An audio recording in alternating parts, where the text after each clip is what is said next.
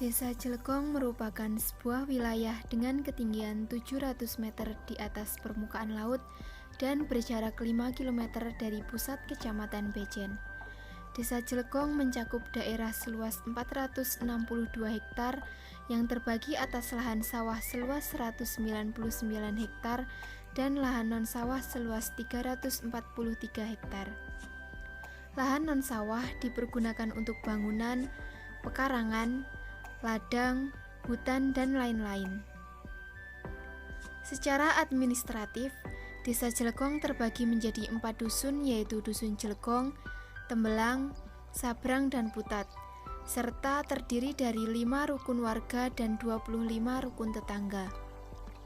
Kondisi geografis Desa Jelekong mengkondisikan sebagian masyarakat di desa ini bermata pencaharian sebagai petani.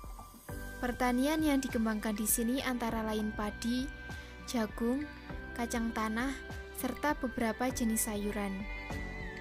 Tanah di Desa Jelekong juga merupakan lahan yang bagus dalam budidaya tanaman perkebunan seperti kopi, cengkeh, kakao, dan juga kapulaga. Selain potensi alam yang sangat baik, Desa Jelekong juga memiliki sumber daya manusia yang sudah cukup berkembang. Di desa ini terdapat kelompok tani, kader kesehatan, kelompok PKK, dan juga kelompok pengelola TPS.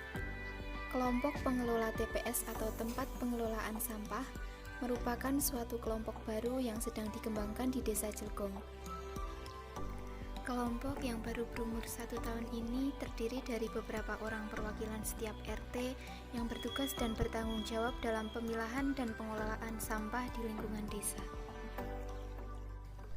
Di Desa Jelekong terdapat beberapa fasilitas pendidikan, yaitu sekolah dasar, madrasah ibtidayah atau MI, taman kanak-kanak, dan juga playgroup. Selain itu, terdapat juga beberapa tempat ibadah, yaitu masjid, wihara, dan juga TPQ.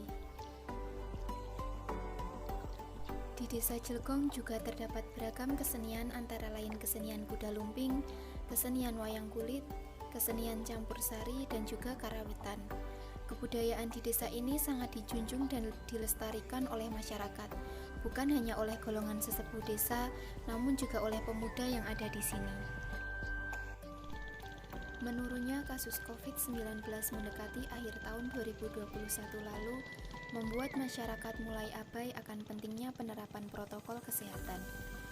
Tidak sedikit warga desa yang mulai meninggalkan masker dan tidak menghiraukan larangan untuk menjauhi kerumunan. Hal tersebut berangsur-angsur hingga warga masyarakat kurang menyadari bahwa telah muncul varian baru virus COVID-19 yang kembali mengintai. Varian baru virus COVID-19 atau yang kini dikenal sebagai virus Omicron merupakan mutasi baru yang juga perlu diwaspadai. Varian ini memiliki mutasi yang lebih tinggi dari varian-varian sebelumnya dan mampu menularkan lebih cepat. Varian ini bahkan lebih rentan mengintai penyintas COVID-19 karena antibodi yang terbentuk setelah terpapar COVID-19 telah menurun. Pandemi COVID-19 yang sudah berlangsung selama 2 tahun ini juga membuat anak sekolah terpaksa untuk melakukan pembelajaran tatap muka secara terbatas. Para siswa sudah mulai diizinkan untuk menjalani sekolah offline dengan beberapa peraturan yang sudah ditentukan oleh pemerintah. Kegiatan belajar mengajar yang dilakukan dengan durasi waktu yang tidak panjang ini membuat kesempatan siswa untuk memahami materi di sekolah menjadi terbatas. Para guru kemudian menggunakan metode pemberian tugas rumah agar siswa tetap belajar meskipun tidak di sekolah. Namun, tidak semua orang tua siswa mau dan mampu untuk mendampingi anak-anaknya dalam belajar. Tidak sedikit siswa yang kemudian malas mengerjakan tugasnya dan memilih untuk bermain hingga mengabaikan kewajiban sebagai pelajar.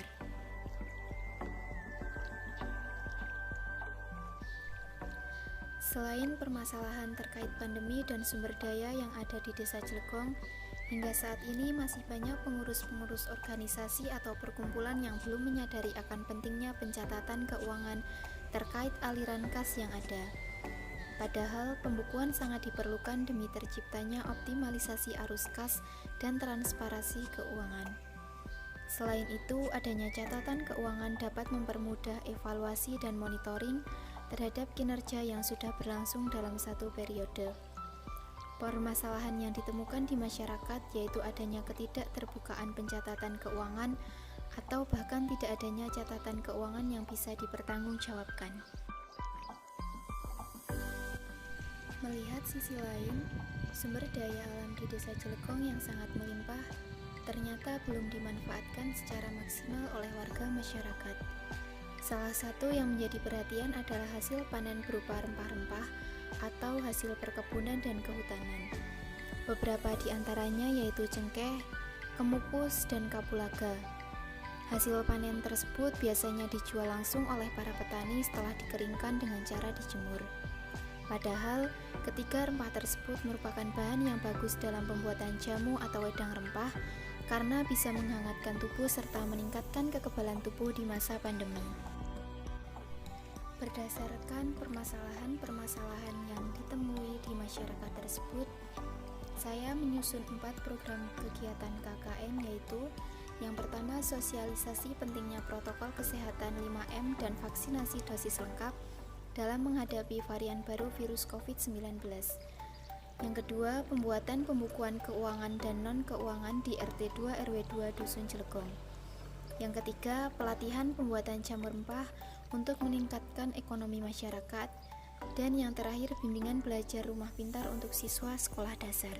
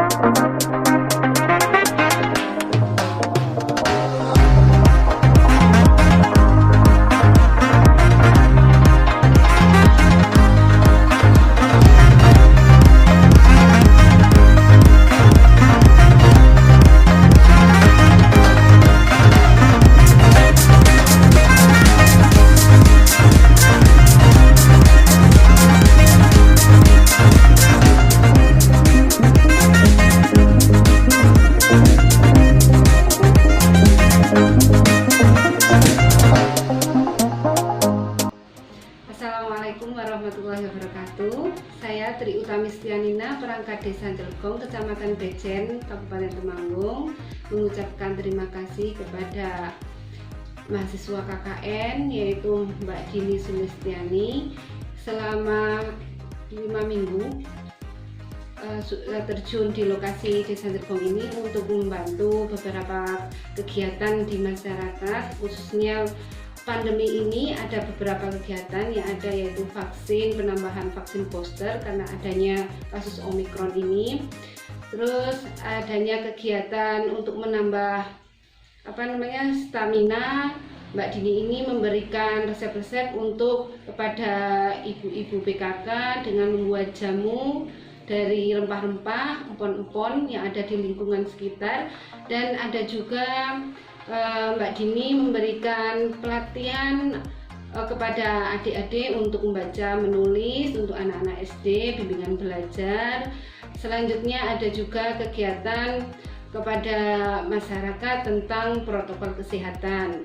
Dan tidak kalah penting juga Mbak Dini memberikan pelatihan kepada ibu PKK untuk memberikan tentang administrasi, karena memang untuk buku administrasi itu kadang ada yang kurang, belum ada, tidak terlalu sesuai. Maka ini ada inisiatif Mbak Dini untuk memberikan tambahan yang pas untuk buku administrasi di RT, di lingkungan RT. Dan program-program yang ada ini alhamdulillah sudah terlaksana semua oleh Mbak Dini. Dan selanjutnya untuk kami, terutama khususnya saya, itu memberikan pesan kepada Mbak Dini, semoga nanti setelah lulus, karena ini praktek kerja nyata ya, yang benar-benar kepada masyarakat, sehingga nantinya bisa dapat setelah lulus kuliah bisa terjun membaur dengan masyarakat seperti itu. Terima kasih dari saya. Wassalamualaikum warahmatullahi wabarakatuh.